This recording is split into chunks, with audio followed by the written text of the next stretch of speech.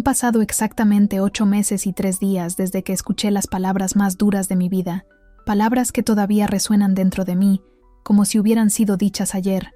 Estás muerto para mí. Fue mi padre quien lo dijo. No gritó, no le hizo falta. La frialdad de su voz fue suficiente para hacerme desplomarme. Me quedé en su despacho, rodeado de columnas de mármol y silencio. Sobre el escritorio, las pruebas se extendían como una sentencia. Fotos de los versículos que había escrito en secreto, capturas de pantalla de sitios web cristianos, notas manuscritas con el nombre de Jesús. Para él fue una traición.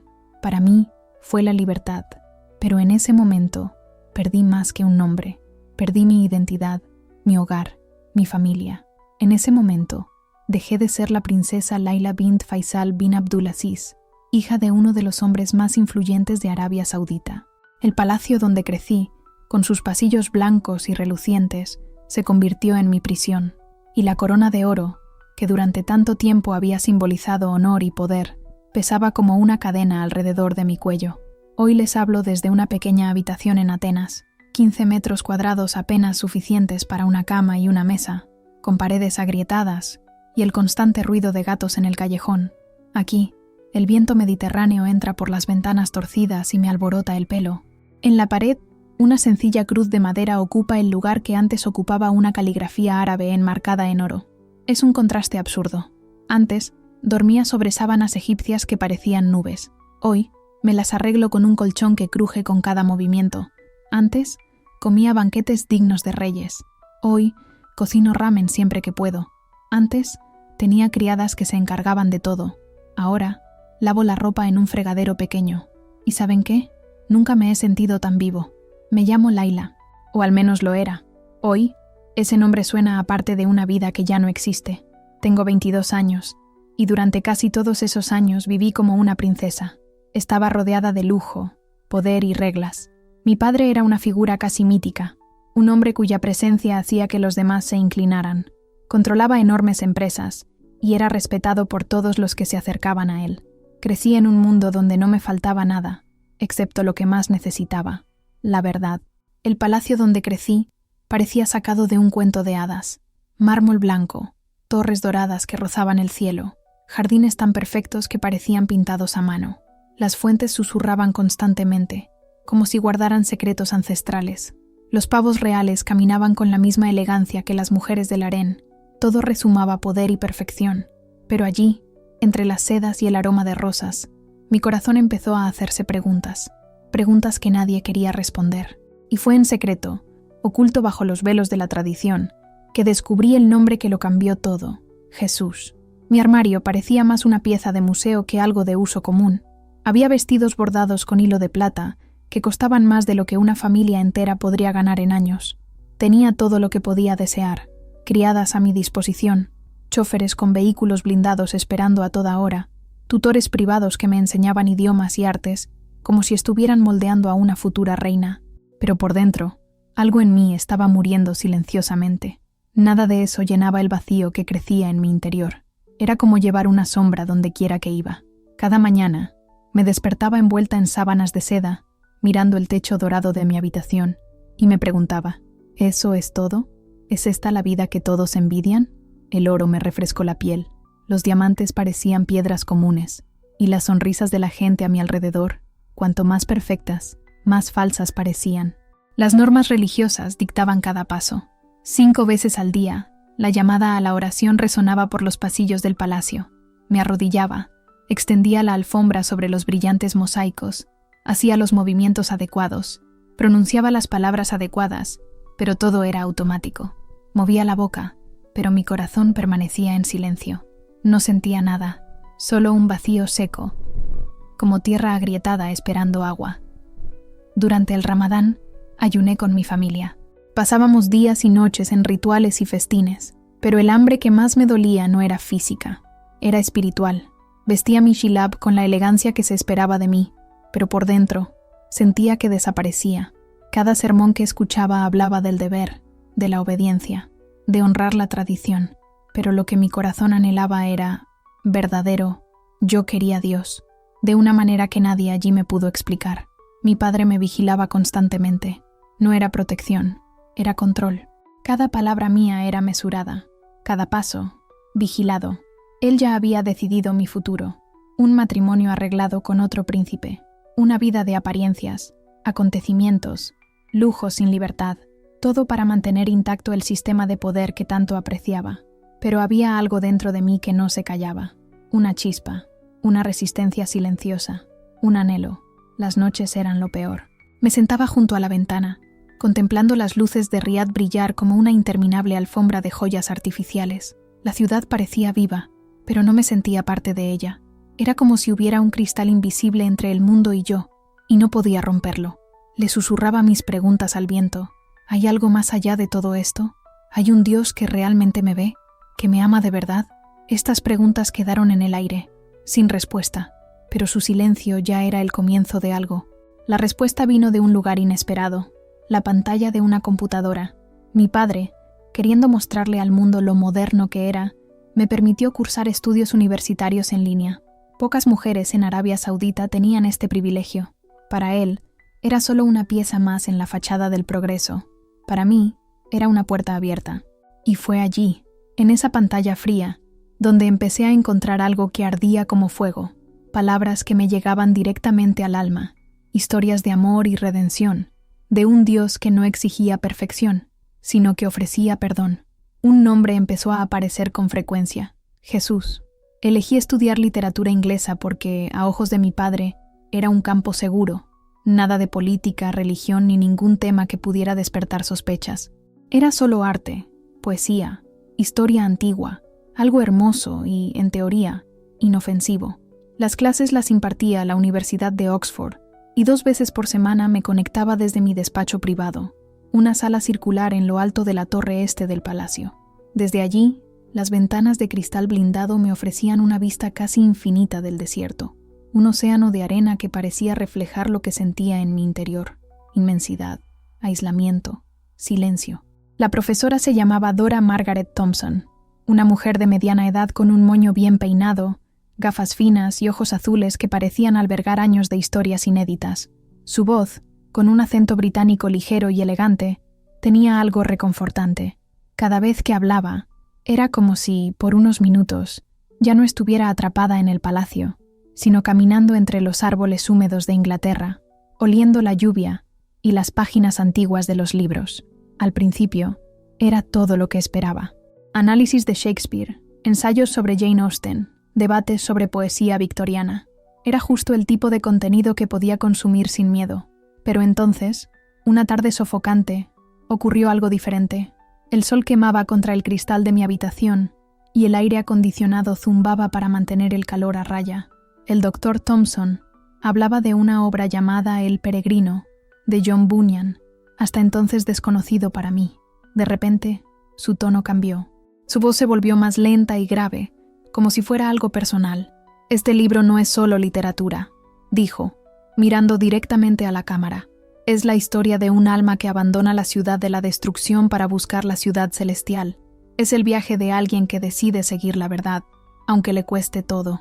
Dijo que Bunyan había escrito ese libro en prisión por predicar sobre Jesús, y luego dio el nombre, Jesús, así, sin más. Pero en ese ambiente, en esa habitación donde jamás se había pronunciado su nombre de esa forma, algo sucedió. En el Islam, conocí a Isa, un profeta, un hombre honorable, un mensajero, pero la forma en que ella decía Jesús transmitía una reverencia diferente. Había ternura, sí, pero también poder. Y en ese preciso instante sentí como si un velo se hubiera levantado ligeramente. Ella citó sus palabras: «Yo soy el camino, la verdad y la vida. Nadie viene al Padre sino por mí».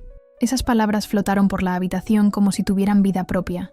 No sonaban a poesía, sonaban a respuesta, una respuesta que ni siquiera sabía que esperaba. Sentí que el corazón se me aceleraba. Instintivamente, miré la puerta. Estaba cerrada. Nadie podía oír lo que yo oía, pero aún así, todo mi cuerpo se sentía alerta. No era miedo, era como si estuviera ante algo sagrado, algo que no podía ignorar. Ese día, algo dentro de mí se encendió. Una sed que siempre había tenido, pero que nunca reconocí, como si mi alma, sin darse cuenta, ansiara ese nombre, esa presencia. Y ahora que lo había escuchado, nada parecía igual. Las semanas siguientes fueron diferentes. Esperaba con ansias la clase, no solo por el contenido, sino por la forma en que la doctora Thompson intercalaba con delicadeza verdades espirituales con debates literarios. Era como si supiera que algunos de sus alumnos necesitaban escuchar algo más que un análisis académico. Hablaba con sabiduría, con amor y sin imponer nada, pero cada palabra suya tocaba partes de mí que ni siquiera sabía que existían, y así, el nombre de Jesús empezó a repetirse en mí, en el silencio de mi habitación, en las madrugadas, cuando no podía dormir, en el desierto, al otro lado de la ventana. Él estaba allí, susurrando esperanza, como un viento fresco sobre la arena caliente de mi prisión dorada. En una de sus clases más memorables, la doctora Thompson comenzó a hablar de autores como C.S. Lewis y G.K. Chesterton. Habló de las alegorías cristianas de Lewis, de cómo pintó el Evangelio con tinta invisible entre líneas de fantasía.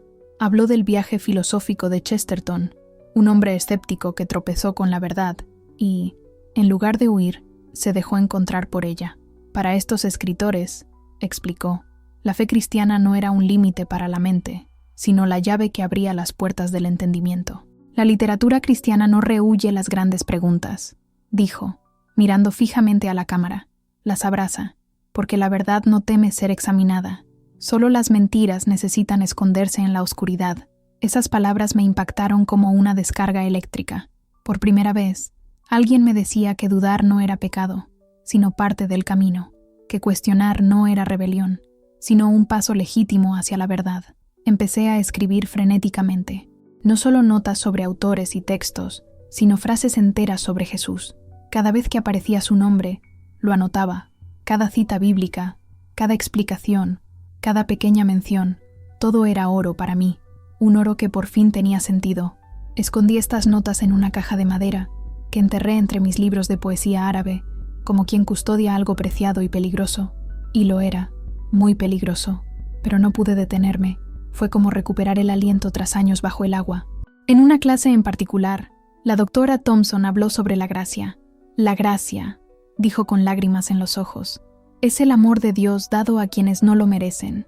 Es el don que Él ofrece a todos, no por desempeño ni por esfuerzo, sino por amor. Explicó que el Evangelio no era una lista de reglas para intentar alcanzar a Dios. Se trataba de que Dios viniera a nosotros, porque sabía que nunca podríamos alcanzarlo por nuestra cuenta.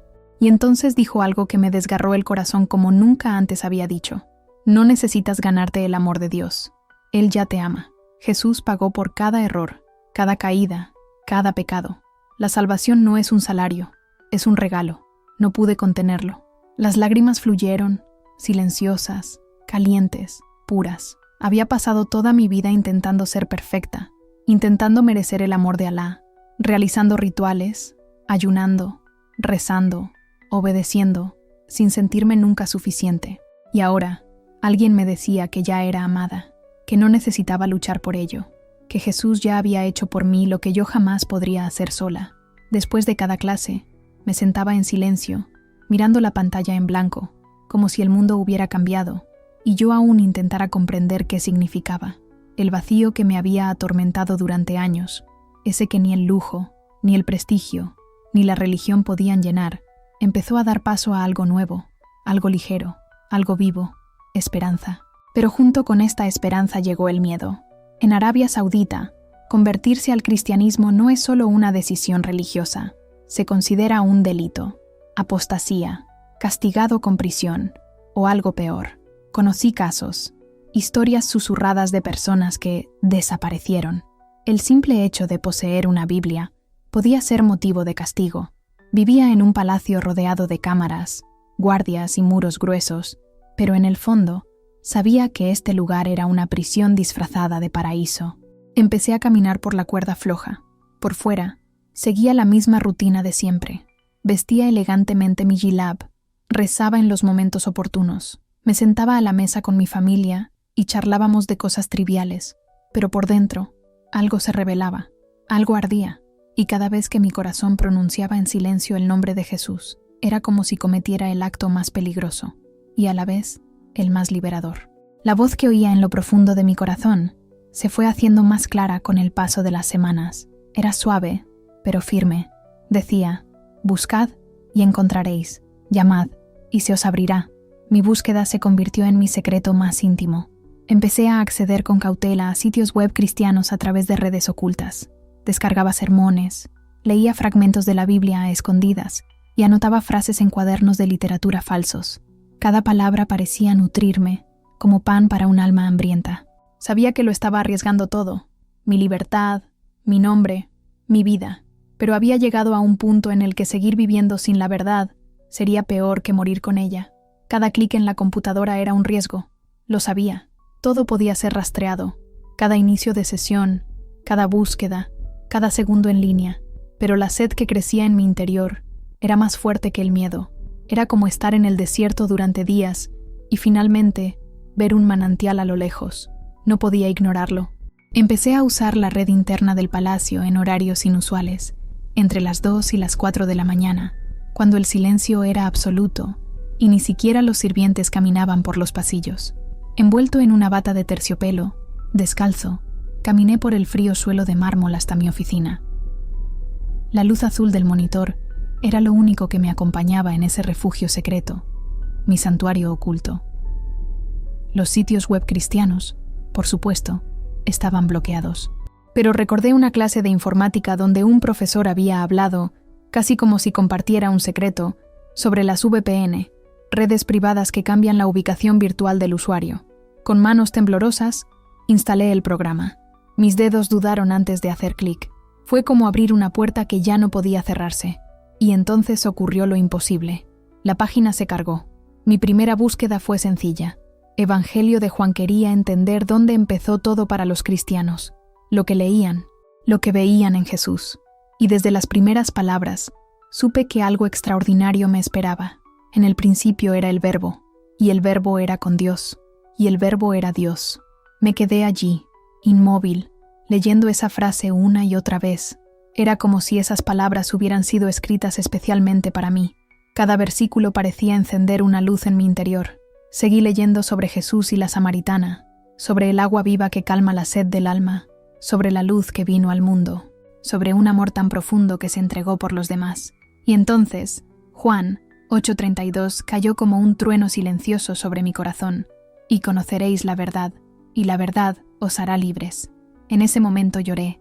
Las lágrimas caían calientes, incontrolables, mientras la ciudad dormía afuera. Nunca imaginé que un texto sagrado pudiera conmoverme así. Había leído muchas palabras religiosas en mi vida, pero éstas se sentían vivas. Perforaban como una espada, pero al mismo tiempo sanaban. Por primera vez, comprendí lo que era el hambre espiritual, y por primera vez, me estaban alimentando. Configuré un pequeño sistema para ocultar mi búsqueda. Los fragmentos de versos se guardaron con títulos como notas, sobre la literatura inglesa o ensayos, sobre poesía victoriana. Mis pensamientos se convirtieron en oraciones disfrazadas, escritas en códigos únicos para mí, mezclando árabe, inglés y símbolos. Nadie podía saberlo.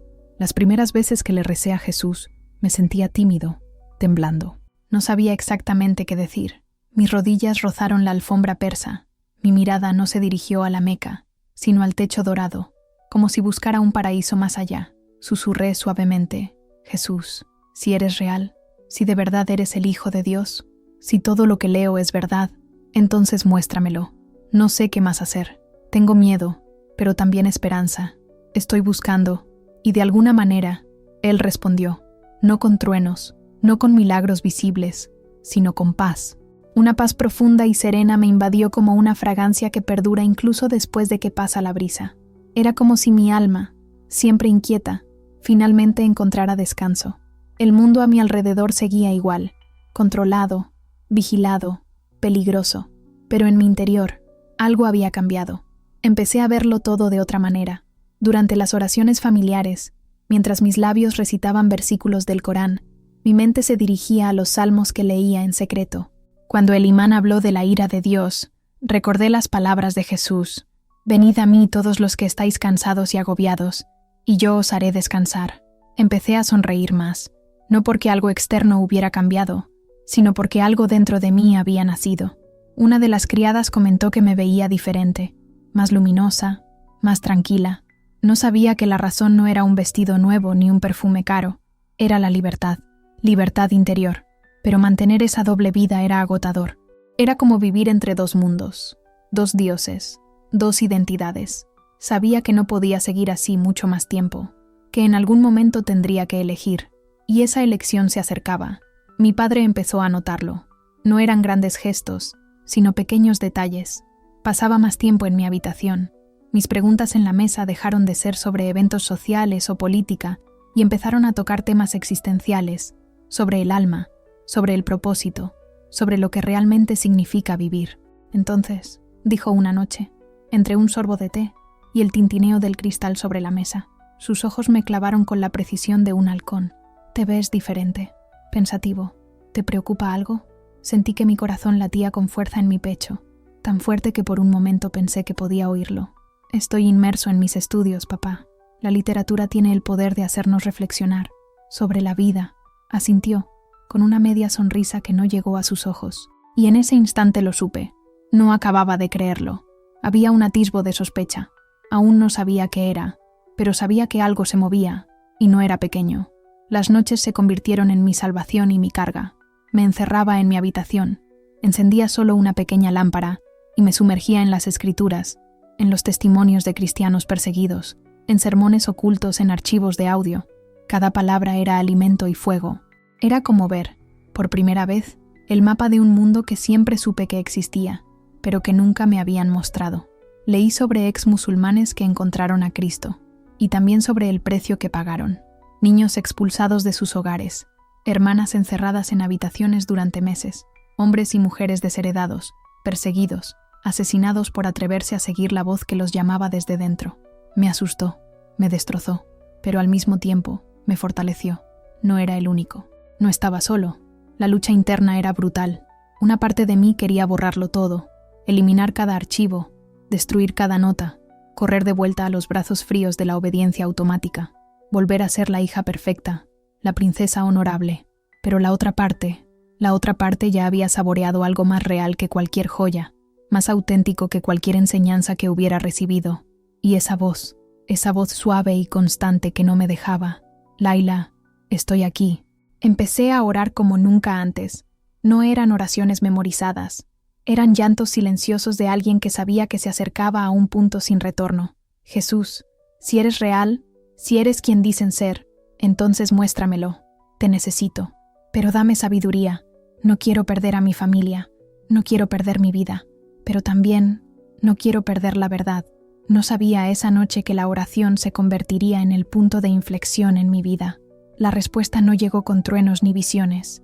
Llegó con una extraña paz que descendió sobre mí como una manta cálida en una noche fría. Era 15 de octubre, una fecha que ahora vive en mí como un hito, como el nacimiento de una nueva Laila. El palacio se sumió en su silencio dorado. Me arrodillé en el suelo de mi habitación, todavía con mi túnica de seda, pero despojado de todo lo que llevaba dentro. Las lágrimas fluían incontrolablemente. Las palabras salieron bajas, temblorosas, crudas. Jesús, si todo esto es cierto, ya no quiero esperar más. Creo, te acepto. Entra en mi vida. Transforma lo que necesite ser transformado. No sé qué pasará después de esto, pero ya no quiero vivir sin ti. Y fue allí, arrodillada sobre la alfombra que una vez fue símbolo de mi realeza, que finalmente me convertí en la hija de un rey diferente. Un rey que no me exigió que demostrara mi valía. Un rey que murió por mí antes de que siquiera supiera su nombre. Un rey que me amó, incluso cuando ya no tenía nada que ofrecer. Esa noche, perdí todas las certezas del mundo que conocía, pero gané algo que este mundo jamás podría darme. La tormenta aún no había empezado, pero ya no tenía miedo, porque por primera vez en mi vida sabía quién estaba en el bote conmigo. Jesús, si de verdad eres el Hijo de Dios, si de verdad eres quien dicen las Escrituras, entonces muéstrate a mí.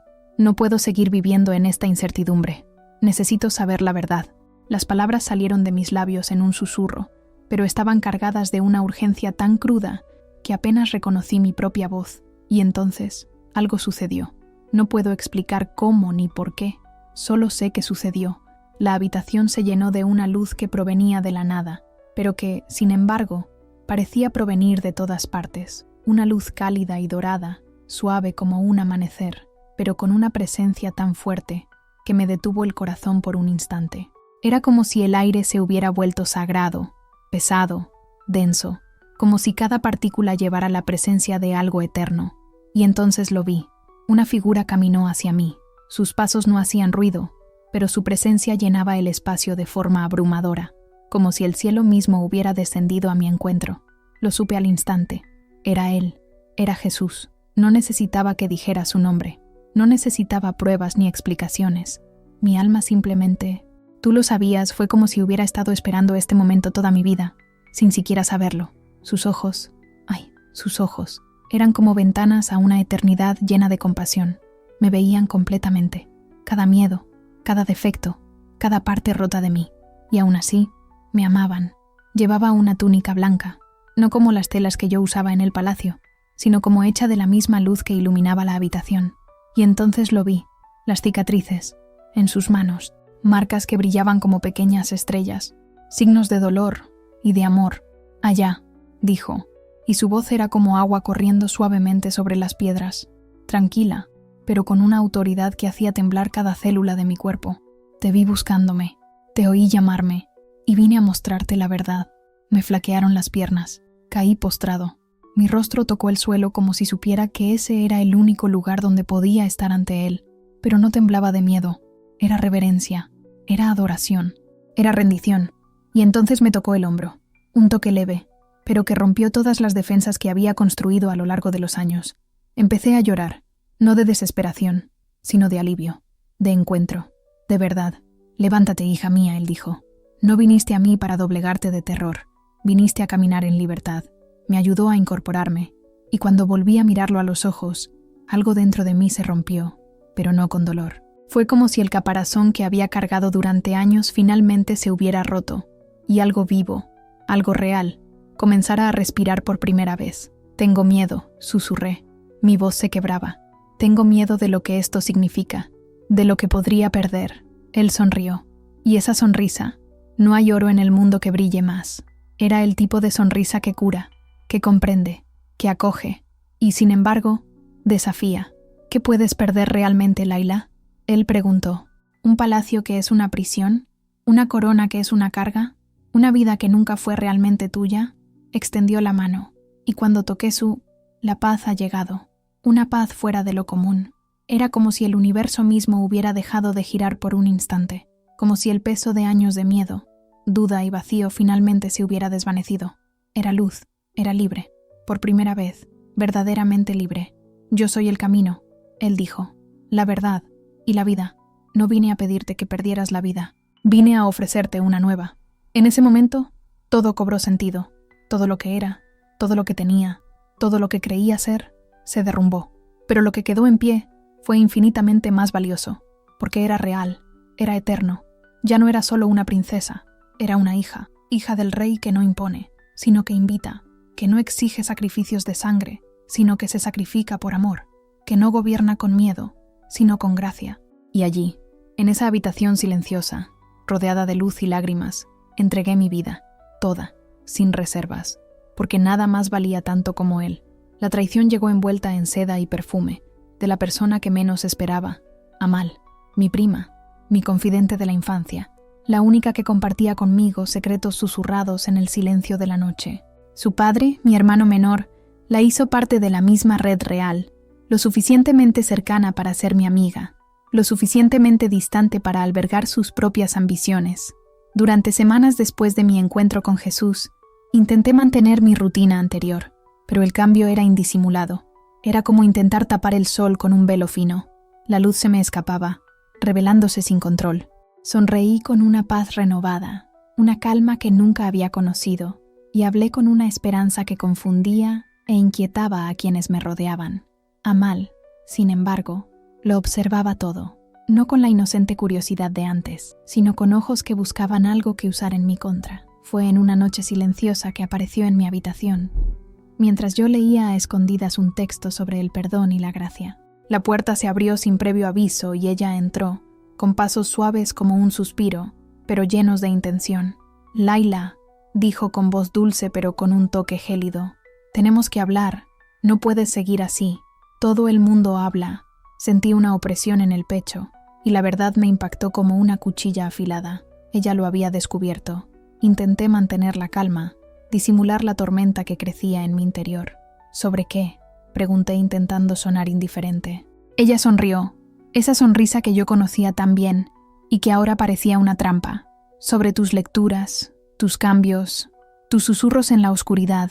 Sé que te estás alejando de lo que siempre hemos sido. Cada palabra suya era una condena silenciosa, una sentencia que me pesaba incluso antes de pronunciarla, porque en mi corazón lo sabía. Ahí empezaba el precio de la verdad. Amal me dejó una advertencia velada. Si seguía por ese camino, no sería solo yo quien sufriría.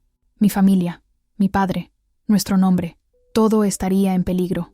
Y peor aún, la sombra de su traición amenazaba con alcanzar a todos mis seres queridos. Pero en ese momento, algo en mí se rompió y se reconstruyó con una fuerza que nunca había conocido. No puedo volver atrás, respondí con firmeza, porque he encontrado algo más grande que todo esto, y aunque lo pierda todo, he ganado una libertad que jamás podría intercambiar. Ella se fue, dejando atrás el amargo olor de la decepción y el presagio de las tormentas que se avecinan. Esa noche, me arrodillé de nuevo en mi habitación, sin miedo ya, pero con renovada determinación. El camino para seguir a Jesús no sería fácil, y el precio a pagar sería alto, pero finalmente comprendí lo que quiso decir cuando habló de la cruz y la renuncia, que la verdadera vida comienza cuando aceptamos perder lo que el mundo valora para ganar lo que el cielo ofrece. Y en ese silencio sagrado, renació dentro de mí el coraje para afrontar la tormenta que se acercaba. Mis oraciones a Alá empezaron a sonar huecas, casi mecánicas, como recitar versos en un idioma que mi corazón ya no entendía. Amal fue la primera en notar este cambio. Una tarde, mientras caminábamos por los jardines del palacio, entre esos rosales que mi abuela plantó hace tantos años, me hizo una pregunta que debería haber tomado como advertencia. Laila, algo ha cambiado en ti. Te ves diferente. ¿Qué pasa? Debería haber sido más cuidadoso, quizás inventar una excusa, ocultar la verdad, pero la alegría que ahora me inundaba, fruto de mi encuentro con Cristo, era incontenible. Sonriendo, sin poder contener la emoción, respondí: descubrí verdades espirituales, cosas que transformaron mi perspectiva sobre Dios y la vida. Entrecerró los ojos un instante, pero la sonrisa permaneció. ¿Qué verdades?, preguntó con un tono curioso, casi sospechoso. Sobre el amor que no depende de nada, sobre la gracia que no se puede comprar, sobre la libertad que nace de una relación directa con Dios. Las palabras salieron llenas de una sinceridad que no pude ocultar. Esa noche, sin darme cuenta, Amal empezó a observarme con más atención. Crecimos en el mismo palacio, pero mientras yo buscaba refugio en libros y sueños, ella aprendió a comprender las corrientes invisibles del poder y la influencia. Sabía que había algo oculto en mí, algo valioso, y estaba decidida a descubrirlo. La semana siguiente, notó mis ausencias de madrugada. Siguió el rastro de luz que se filtraba por debajo de mi puerta. Oí mis pasos descalzos sobre el mármol, pensando que estaba solo, pero no era así.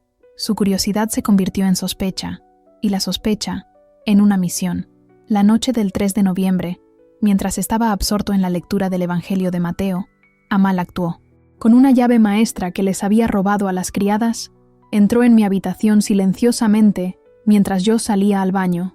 Como una espía experta, registró mi escritorio, mis cajones y rebuscó entre mis archivos. No tardó en encontrar mis notas secretas, mis escritos espirituales encriptados, fragmentos de versículos escondidos entre papeles. Pero lo que selló mi destino fue el momento en que encendió mi computadora y encontró mi historial de navegación, parcialmente borrado. Por mucho que intenté borrarlo todo, quedaban rastros, sitios web cristianos, versículos bíblicos, historias de conversión. Cuando regresé, todo parecía intacto. Amal fue meticulosa, devolviendo cada cosa exactamente a su sitio, sin dejar rastros visibles. Lo que no sabía era que lo había fotografiado todo con su celular, creando un archivo que pronto entregaría a la persona con el poder de destruirme, mi padre. 3 días después, mientras desayunaba en silencio y observaba cómo la luz de la mañana dibujaba dibujos dorados en las paredes de mármol, mi mundo se derrumbó. Mi padre entró en la habitación con una mirada en los ojos que nunca había visto antes, ira pura, mezclada con un profundo dolor, como si le hubiera clavado un cuchillo en el corazón. Laila, dijo con una voz tan fría que pareció congelar el aire que nos rodeaba. Tenemos que hablar ya. El tono firme y grave de mi padre ya me indicaba que algo terrible estaba a punto de suceder. Lo seguí en silencio a su despacho, un espacio imponente, con las paredes cubiertas de antiguos libros árabes y certificados que celebraban su fe y prestigio. El aroma a oud y pergamino flotaba en el aire, pero esa mañana había un aroma invisible a juicio, como si la propia habitación exhalara condenación. Cerró la puerta con un estruendo como de trueno y, sin decir palabra, extendió sobre la mesa de ébano las fotos que había tomado a mal, mis apuntes sobre Jesús, capturas de pantalla de páginas web cristianas, fragmentos de versículos escritos a mano. ¿Puedes explicarme esto? Su voz estaba llena de ira, temblando de dolor y repugnancia. Se me heló el corazón. Allí estaba la evidencia, expuesta ante mí, como cartas en un juego cruel donde no tenía posibilidad de negarla. Contemplé esas imágenes, mis propios escritos transformados en acusaciones. Padre, intenté empezar, pero él levantó la mano en un gesto brusco, pidiendo silencio. Entonces su voz rugió, dominando los alrededores como una tormenta del desierto. 23 años en los que te lo di todo. Una vida de lujo, educación, honor. Y así me lo pagas, traicionando tu fe, tu familia, tu sangre. Dio un paso hacia adelante. Sus ojos ardían con una furia tan intensa que sentí la necesidad de retroceder hasta que mi espalda estuviera contra la pared. ¿Crees a ese impostor?, preguntó con voz cortante. ¿De verdad crees que Jesús es el Hijo de Dios? ¿Que es superior a Alá? La pregunta flotaba en el aire, pesada como una cuchilla a punto de cortar. Era el momento que más temía, y sin embargo, anhelaba, el momento de la verdad. Podía mentir, negarlo todo, decir que era solo curiosidad académica o una fase pasajera, pero mirando a los ojos de mi padre, recordando mi encuentro con Jesús y sintiendo su presencia conmigo, descubrí una fuerza que ni siquiera sabía que existía. Sí, mi voz salió casi un susurro, pero firme. Sí, Padre, creo que Jesús es el Hijo de Dios, que Él es el camino, la verdad y la vida. Un profundo silencio invadió la habitación, más pesado que cualquier palabra. Me miró como si fuera un extraño, alguien que hubiera invadido su mundo. Su rostro recorrió diversas emociones: incredulidad, dolor, desprecio, hasta que una frialdad cortante lo dominó. Entonces, para mí, estás muerto. La voz sonaba como un lamento enterrado. A partir de este momento ya no tienes padre, ni familia, ni hogar. Padre, por favor, intenté acercarme, pero él retrocedió como si yo fuera veneno. No me llames padre, gritó. Los traidores no tienen padre, los apóstatas no tienen sangre. Sin decir otra palabra, se acercó a la mesa, cogió el teléfono, y supe que mi vida nunca volvería a ser la misma. Con las manos temblorosas de rabia contenida, mi padre marcó un número que me dio escalofríos. La policía religiosa. Oí su voz firme pero controlada. Necesito que vengas al palacio inmediatamente. Tenemos una situación urgente. Mi corazón se aceleró. En Arabia Saudita, la policía religiosa no era conocida por su misericordia, especialmente en casos de apostasía. Sabía que si me atrapaban, mi destino estaría sellado. En el mejor de los casos, una reconversión pública, llena de humillación, tortura psicológica y prisión. En el peor, el fin de mi vida. Tienes 15 minutos, añadió, sin siquiera mirarme. Aprovecha este tiempo para reconciliarte con Alá, aunque dudo que ni siquiera él pueda perdonar semejante traición. Salí tambaleándome de la oficina, con la mente acelerada. 15 minutos para decidir entre la seguridad y la libertad, entre la mentira que había estado guardando y la verdad que ahora vivía. Pero mientras corría por los pasillos del palacio, la decisión ya estaba tomada. Fue esa noche, cuando conocí a Jesús, que mi destino quedó sellado. No había vuelta atrás. Los pasillos que conocía desde la infancia ahora parecían laberintos hostiles, cada sombra una amenaza, cada sonido un presagio de captura. Llegué a mi habitación, cerré la puerta con llave con manos temblorosas, intentando pensar con rapidez, intentando encontrar una salida. Sabía que el tiempo corría en mi contra. Pronto, la policía religiosa llegaría al palacio, y una vez que llegara, no habría vuelta atrás. Entonces recordé un secreto familiar muy bien guardado. Mi padre sufría de ataques cardíacos causados por el estrés, una debilidad que ocultaba para mantener una imagen de fortaleza. Fue mi oportunidad, pero también un riesgo enorme. Cogí el teléfono y llamé al servicio médico de urgencias del palacio, con la voz temblorosa por el miedo y el pánico. Por favor, vengan rápido. Creo que mi padre, el príncipe Faisal, está sufriendo un infarto. Está en su despacho. No contestó.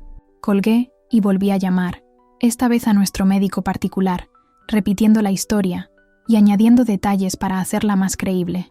En cuestión de minutos, el palacio estaría rodeado de paramédicos, médicos, ambulancias, justo la cantidad de caos y confusión para darme una oportunidad.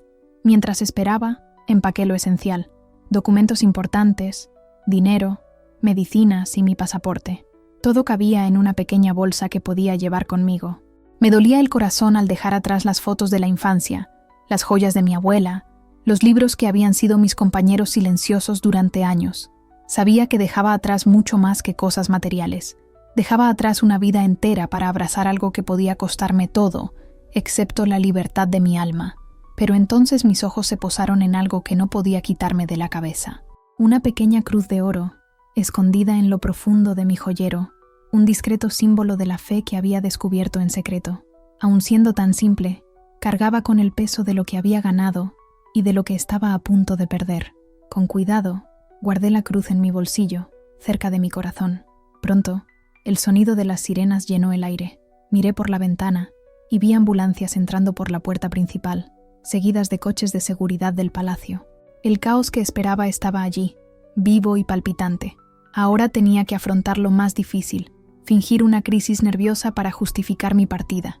Tomé unas pastillas para dormir que guardaba en el armario, no las suficientes para hacerme daño, pero sí para dejarme débil y confuso. Corrí al baño y vomité, lo que me hizo parecer muy enfermo.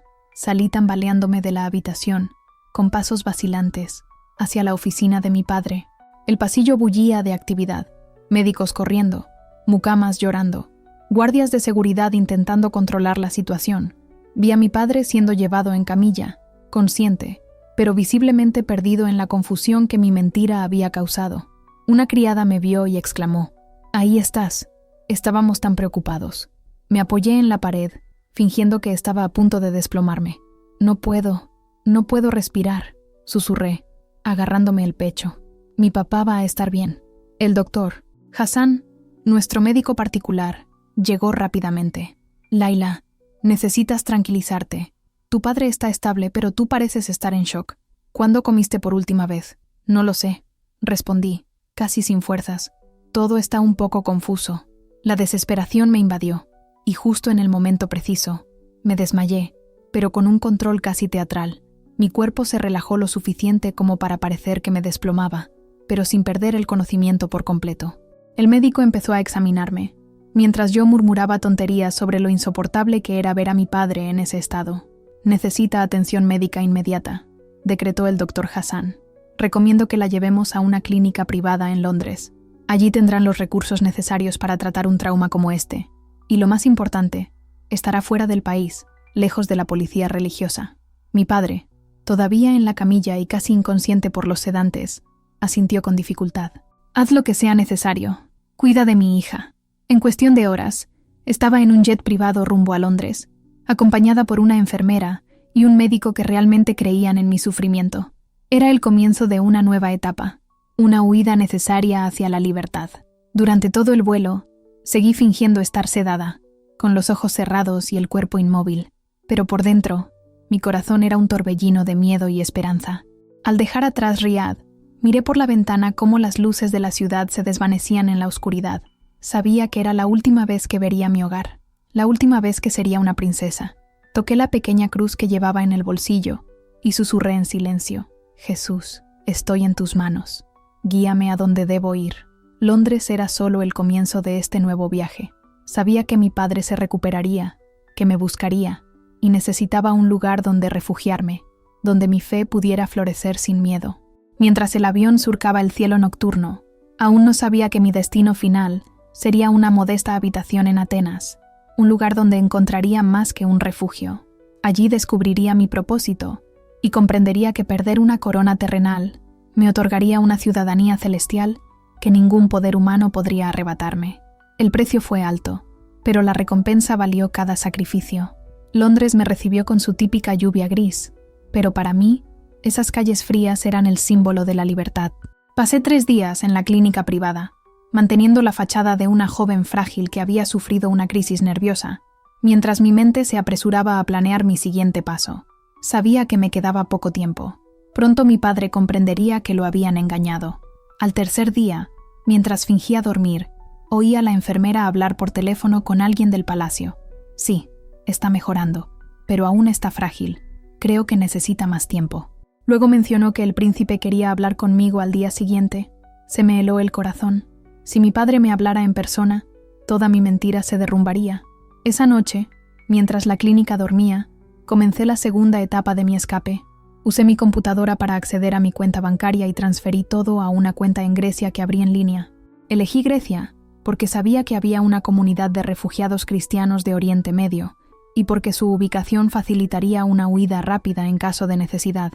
A las 4 de la mañana, me puse la ropa más sencilla de la maleta, dejé una nota fingiendo un colapso aún más profundo y salí de la clínica en silencio. Las calles de Londres estaban vacías, mojadas por la lluvia, iluminadas únicamente por las farolas que proyectaban sombras largas e inquietantes. Tomé el primer vuelo disponible a Atenas, pagué en efectivo y usé documentos válidos. Durante el vuelo, tiré mi viejo celular y compré uno nuevo con una tarjeta sin prepago. Cada pequeño gesto me alejaba más de la vida que dejaba atrás, cada paso más cerca de la libertad. Llegué a Atenas y me invadió una mezcla de fascinación por la historia de la ciudad y un profundo sentido de humanidad, un mundo diferente, donde finalmente podría comenzar a vivir verdaderamente. Después de tantos años viviendo en la falsa seguridad y el lujo vacío del palacio, caminar por calles donde cada piedra atesoraba siglos de historia me hizo sentir parte de algo mucho más grande que cualquier riqueza efímera. Pero, al mismo tiempo, este sentimiento me trajo una profunda soledad, difícil de explicar. Al principio, esta soledad me aplastaba. Terminé alquilando una pequeña habitación en un edificio viejo y deteriorado del barrio de Charchella, conocido por su ambiente bohemio y su tolerancia hacia quienes la vida había dejado atrás. Mi palacio era ahora un espacio de 15 metros cuadrados, con una cama estrecha, un escritorio diminuto y una ventana que daba a un callejón sucio donde gatos hambrientos hurgaban en la basura. El cambio fue brutal. Cambié las sábanas de seda por un colchón duro, las comidas preparadas por chefs por fideos ramen y comida sencilla, el aire acondicionado constante por una calefacción que podía encender cuando quisiera. Pero por primera vez, todo era mío. La hora a la que me despertaba, lo que comía, lo que vestía y, lo más importante, en quién creía. La soledad, aunque incómoda, se convirtió en mi compañera constante. Hablaba griego básico, que había aprendido durante mis estudios, pero no lo suficiente como para abrirme a conversaciones profundas. Pasaba horas caminando por las calles, visitando iglesias, sentada en silencio en los bancos, intentando sentir la presencia de Dios, pero echaba de menos a alguien con quien compartir mis pensamientos y mis lágrimas. Fue en una de estas visitas que conocí a Yanis, un señor que trabajaba como guardia de seguridad de una iglesia. Tenía el pelo canoso, ojos amables y una sonrisa que me recordaba a la de mi abuelo. Un día, me vio sentado en una banca, llorando quedamente, y se me acercó. «¿Estás bien, hija?», preguntó en un inglés con un marcado acento griego. «Te ves muy triste». «Estoy bien», respondí, intentando ocultar mis lágrimas. Solo necesitaba un lugar donde esconderme de mis pensamientos. Él asintió, como si comprendiera sin necesidad de muchas palabras. «Esta iglesia ha visto muchas lágrimas, ¿sabes? Dios recoge cada una. Ninguna se pierde». Algo en su manera de hablar me dio una paz que no había sentido en mucho tiempo. «¿Puedo hacerle una pregunta?», aventuré. «¿Conoce a otros cristianos aquí que vengan de países musulmanes?». El brillo en sus ojos fue inmediato. «Ah, eres una de nosotros», sonrió con ternura. «Sí, hija, conozco a otras. Somos pocas, pero estamos aquí. Nos reunimos en secreto, nos cuidamos mutuamente». Esa noche, Yanis me llevó a una reunión que cambió mi vida para siempre. Fue en un sencillo sótano de un edificio antiguo, iluminado solo por velas. Unas 20 personas estaban sentadas en círculo, la mayoría refugiados como yo, iraníes, iraquíes, sirios, pakistaníes, todos unidos por el mismo camino, encontrar a Jesús y perderlo todo por ello. «Hermanos y hermanas», dijo Yanis al presentarme. «Ella es Laila. Ha recorrido un largo camino y ya ha perdido mucho al seguir a nuestro Señor». No necesité decir nada más. Sus ojos lo decían todo. Sabían exactamente por lo que había pasado porque habían pasado por lo mismo. Allí, En esa pequeña habitación, encontré una familia que desconocía, personas que hablaban el lenguaje universal del sacrificio por la fe. Amara, una mujer iraní que había huido de Teherán 3 años antes, se me acercó después de la reunión. La primera noche es la más difícil, dijo, apretándome la mano con cariño, pero después te das cuenta de que nunca volverás a estar sola. Comencé a asistir regularmente a estas reuniones, nuestras iglesias clandestinas, espacios donde podíamos adorar sin miedo, compartir nuestras historias y encontrar fortaleza en la comunidad. Leíamos la Biblia juntos, orábamos por nuestras familias que habían quedado atrás y nos apoyábamos mutuamente durante las horas de depresión, miedo y soledad que acompañaban al exilio espiritual. Pero también sentíamos una profunda alegría, una alegría que nunca conocí en los años dorados del palacio, cuando cantábamos himnos en nuestras lenguas maternas, cuando compartíamos testimonios de cómo Dios nos había guiado a ese pequeño sótano. Sentía una riqueza que ninguna corona podría comprar. Comprendí que el refugio no se trata solo de encontrar un lugar seguro para vivir, sino un lugar seguro para ser quienes realmente somos. En ese sótano de Atenas, rodeada de otros exiliados por amor a Cristo, finalmente me encontré a mí misma. Han pasado 8 meses desde que llegué a Atenas. Me despierto cada día con la tranquila certeza de que estoy exactamente donde Dios quiere que esté. Mi pequeña habitación no es bonita, pero se ha convertido en un santuario, no por las paredes, sino por la presencia de Cristo que llena cada rincón. La cruz de oro que una vez escondí en mi bolsillo, ahora cuelga en la pared, recordándome cada mañana el precio que Él pagó por mi libertad. Mi vida adquirió un propósito que nunca conocí en el palacio.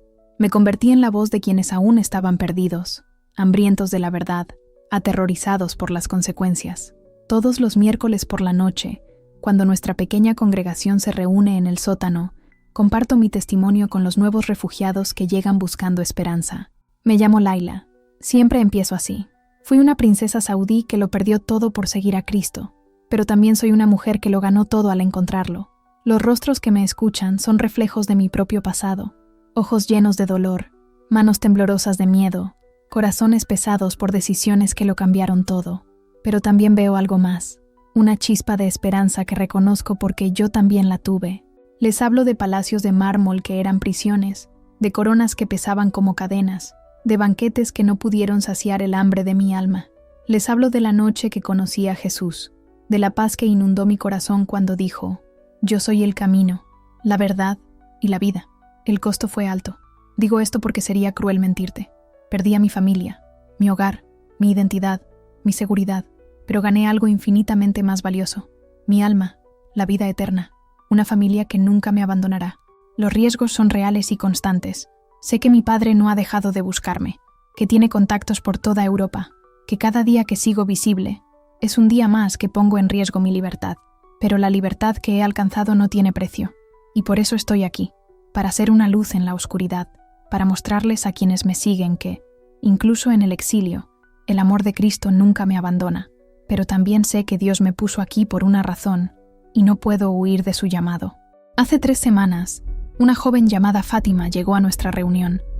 Tenía solo 18 años, los ojos hinchados de tanto llorar, y contaba una historia que me rompió el corazón. Su familia la había prometido en matrimonio a un hombre que la había maltratado. Desesperada, empezó a orar a Jesús tras encontrar una Biblia en línea.